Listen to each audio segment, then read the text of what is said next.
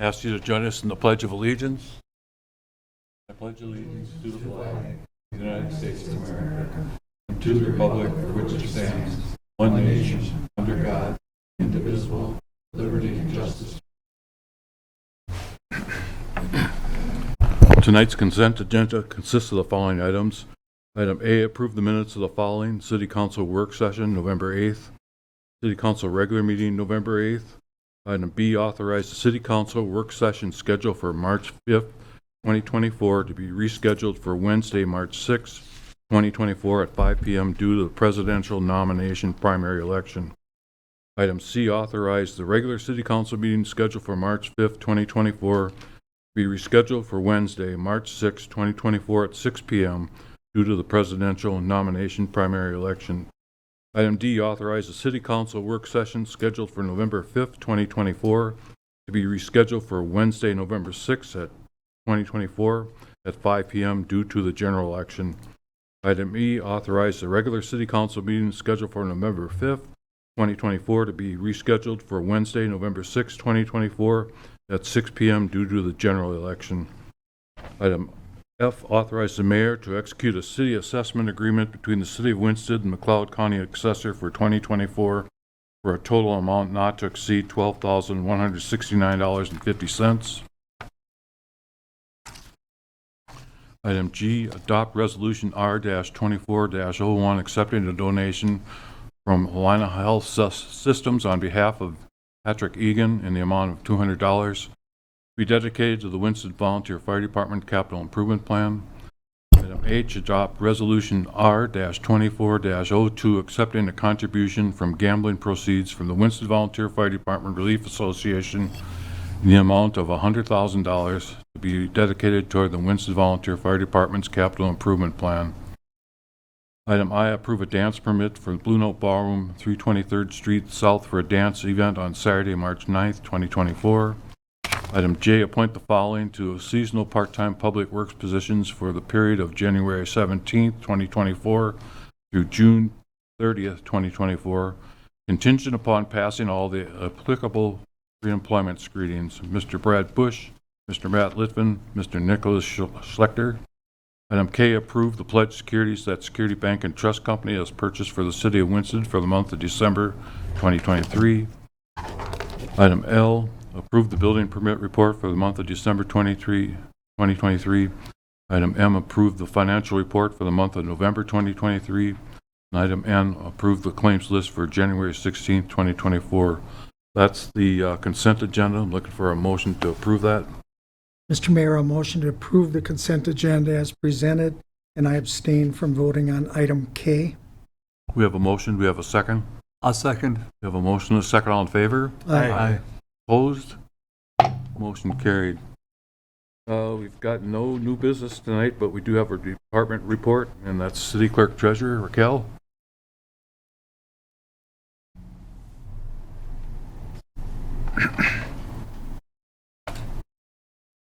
Good evening again, Mayor and City Council members. The last time I reported due to some rescheduling events was last March. So I will try to kind of stay in chronological order since that time to hit on some events that our department does outside of kind of our regular duties, but they do happen annually, some of these items. And then at the end, I'll kind of summarize just some annual or some regular day-to-day duties. So last winter, we were working with an interim city administrator, so we worked through that probably 6-month process to support him in preparing city council packets, commission packets, and trying to stay up with all activity that was happening with the development projects at those times. And then we also assisted David Drown Associates in the hiring process for the new city administrator. So we kind of went through 2 rounds of candidates. It took a little bit longer with that hiring process. And some of those activities that we helped David Drown with, we met with them initially to create the city profile and advertise for candidates to come. We set up the accommodations and scheduled the schedule for the interviews. And those interviews included one-on-one sessions with city council members, tour of the city, an all-staff lunch with candidates, and a formal interview. And then interim city administrator and I, plus 2 council members, were part of a hiring committee that met with David Drown to talk about the negotiations of the agreement, and we had a few meetings with that going back and forth. And then a candidate was hired in late May. Mr. Schlegel started in June, so we had that first 6 months of working just to support and getting through day-to-day activities with packets. Then in April, in addition to that, we continued to work with the auditors to finalize the 2022 audit information so they could prepare the financial statements. So they worked back and forth with us after they're on site for their audit week, and then prepare a list of journal entries to complete before they prepare the statements. And they reported that audit to you in June. We have some annual reporting that for those ARPA funds received yet that will last through 2026. So the annual reporting that's due for that is due April 30th. So that will continue for the following few years. We conduct every year annually the liquor license forum. So our department, Amanda, works with Chief Helt on getting the attendees, the licensees here, and reporting the information to them, letting them know of any changes. And then we worked through the renewal of the licenses. The current licenses are July 1st, 2023 through June 30th, 2024 for liquor and tobacco. And then in April, we also renew the invoices or send new rounds of invoices for the hangar leases. So that's a bigger process, and then try to monitor until they all pay. There are a few stragglers, but we got them all in at the end of the year for those hangars. June through present day, some of the activities that happened in that time frame. When Neil onboarded, when Mr. Schlegel came, we provided history and continued to support work to onboard him through the day-to-day activities. And we had many significant projects going on. You're very familiar with them, with the Grass Lake Farms development of the apartment building, St. John's Church relocation, and then Neil pretty much as soon as he started with the downtown lighting project. So we tried to support him as much as we could with that. And then the annexation process worked all through the second half of last year. We received information through webinars and in-person training regarding many law changes that happened in 2023, especially around employee sick and safe time, earned sick and safe time changes that happened at effective January 1st, 2024. Cannabis changes happened, and then some para notifications around employee disability changes occurred too. So we are currently working with our city attorney, our human resources city attorney, for the amendments to that city's personnel policy to integrate those changes, especially around that employee earned sick and safe time. So soon, hopefully, I think one of our goals may be at the 2023-2024 goal setting session. It'll hopefully by end of Q1, we're hoping to have that personnel policy at least drafted and presented to you, final version. We normally, before turnover, we had been holding quarterly staff meetings. And so in 2023, we had 2 of those at the end of June when Mr. Schlegel first started, and then in December. And we're going to get back onto the path to have them quarterly. What happens at those review meetings are the police chief provides some safety training around tornadoes, bomb threats. Can't remember, there's 2 more categories with that. And then we have accident review meetings if any accidents occurred during that time frame.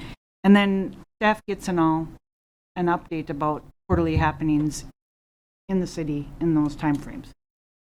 In October through December, October brought the AWARE training. That's an annual training.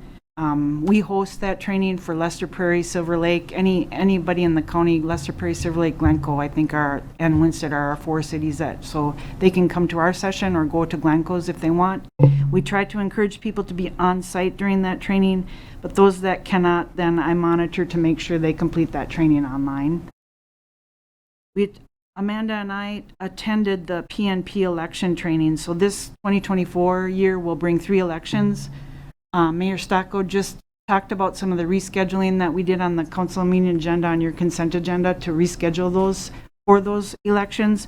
The first one will happen the first Tuesday in March, and that's for the presidential nomination primary. And that had a training that we had to attend in October, plus we will be attending more training sessions in February to refresh on the poll books and to talk through the processes of keeping those ballots private, because this will be a primary again where you have to declare your party when you come to get the ballot from election judges, and no one can know that. So it's just extra training to keep that privacy secure. We're working in that later half of September or 2023 to cover for employees on medical leave. So we completed more cross-training. Maddie picked up some park commission responsibilities at that time, and it's kind of exciting because she's been participating in the new plans that the park commission is discussing, maybe for one of the bigger parks in the city. We worked on hiring an on-call administrative assistant. Because of that medical leave kind of prompted that a little bit again, and we readjusted that position to be maybe more of an on-call than a permanent regular hours type position. That person has started and is training. They're working right now to cover and help with the utility billing batches, so it can free up some of Maddie's time to work at more time to help the police department, which she does do a significant amount of help for that department already. We work through insurance renewals at the end of the year for property and casualty and workers' comp. We continue to do grant administration, so we get a lot of grants for the airport improvements that we do, and we do other grant reimbursements also through fire department training reimbursements. We handle submitting those and making sure that we get them. And all those grants for the airport and the fire department now actually wants to try to start submitting for federal grants. So all of those take database registration in the SAM organization, which is just more profiles to create and renewing every year and making sure that all your documents are, it's just a lot of steps for that registration in the SAM database. So we have 3 entities now registered there so we could get funds from the state and from the federal government as a requirement.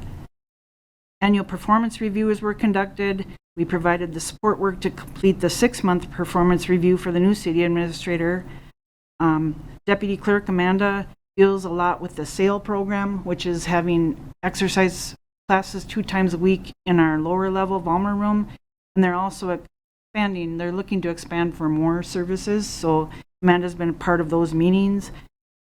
And then recently, both Neil and Amanda have been attending meetings to talk to community volunteers and try to coordinate duplicates and get best efforts forward to make sure that there aren't duplicates and exhausting efforts. Current and upcoming, we have year-end reporting that's due. IRS has many W-2s and 1099s that are due at the end of this month for sending out, and then electronic submission in the upcoming months. We have the officer of the state audit's office having to have forms filed there. We had the outstanding indebtedness forms due to the county. We have gambling forms due to Minnesota Department of Alcohol Enforcement and Gambling Enforcement. And we have some OSHA reports to file. And those are all basically due at the end of this month. We have the 2023 audit starting. Mr. McGraw from Conway Duthens Maging will be here next Monday to start the pre-audit process.